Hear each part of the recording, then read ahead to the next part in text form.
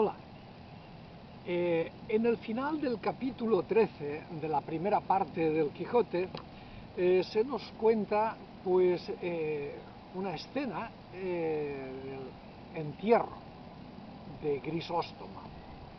Bien, Grisóstomo es aquel hombre que estaba enamorado de Marcela y que, como tantos otros hombres, pues fue desdeñado por esta hermosa jovencita, fue desdeñado en sus proposiciones amorosas, decentes y castas, por más que fueran, pues no, Marcela no quiso saber nada con ninguno de sus posibles pretendientes.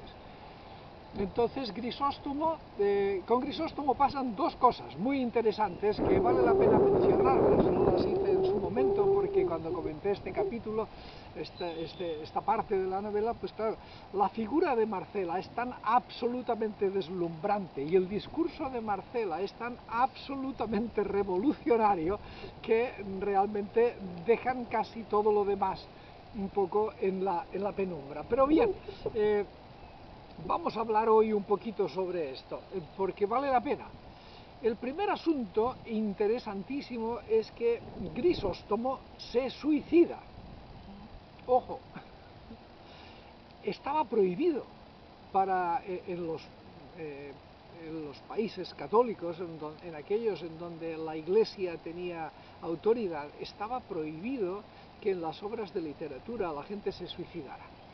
Hombre, en la vida real la gente se seguía suicidando, evidentemente, pero la literatura no debía hablar de esto, ni bien ni mal. No vaya a ser que pues exaltaran en sus pasiones literarias alguna forma de quitarse la vida, la cual pues era una sabia disposición, sin lugar a dudas, es decir, para no dar malas ideas a la gente, ¿no? Y para tratar de controlar o de disminuir la tentación del suicidio que pudiera tener a algunas gentes pues por la vida tan absolutamente miserable que llevaba.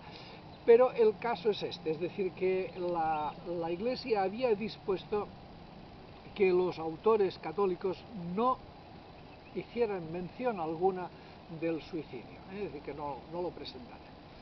Y Cervantes rompe esta regla. La verdad es que lo rompe muy discretamente, es decir, hay que leer con atención, porque la palabra suicidio, ni darse muerte, ni cosas de esas no lo dice, no la menciona explícitamente en ningún momento.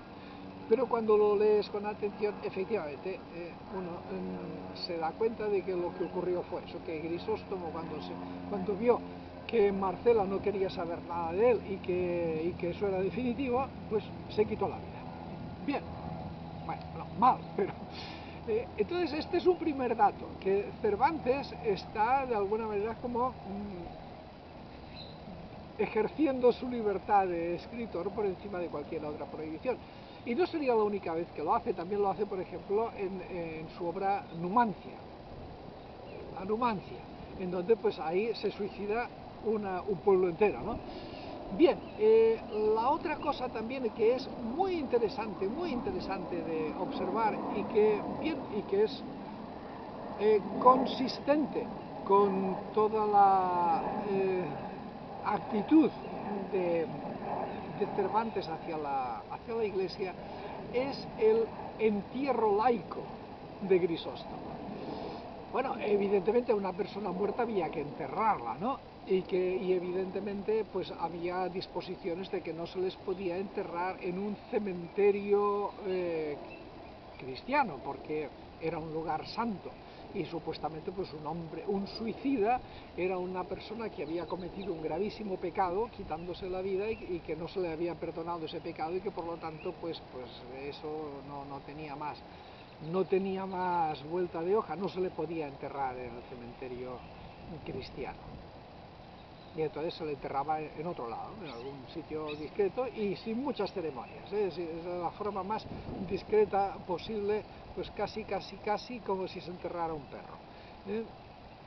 Bien, hombre, hoy día todo esto ha cambiado, gracias a Dios, gracias a Dios. Hoy día pues la Iglesia se da cuenta de que en muchísimos casos el acto de suicidio no es un acto de maldad diabólica, de querer ofender a Dios, quitándole el sagrado don de la vida y el destino de las personas, sino que pues muchas veces puede deberse pues a estados temporales de enajenación, de desesperación, de locura, de muchas cosas, muchos factores que puede hacer que una persona no sea moralmente responsable de haber cometido un suicidio. Es decir, que podríamos llegar a hablar de que el suicidio pues no sería pecado en muchos casos. Sí lo sigue siendo siempre y cuando se den las condiciones de querer hacerlo, una voluntad de ir en contra de los designios divinos quitándose a uno la vida. Esto sí, sigue siendo pecado. Pero claro, la Iglesia dice, ¿sabes qué? Es que esto, muchísimas veces, pues hombre, ¿cómo puedes decir que a alguien que está realmente pues angustiado ante una situación de shock, de un trauma terrible, etcétera, etcétera, cómo puedes decir que esto es un acto libre, un acto deliberado, un acto consciente?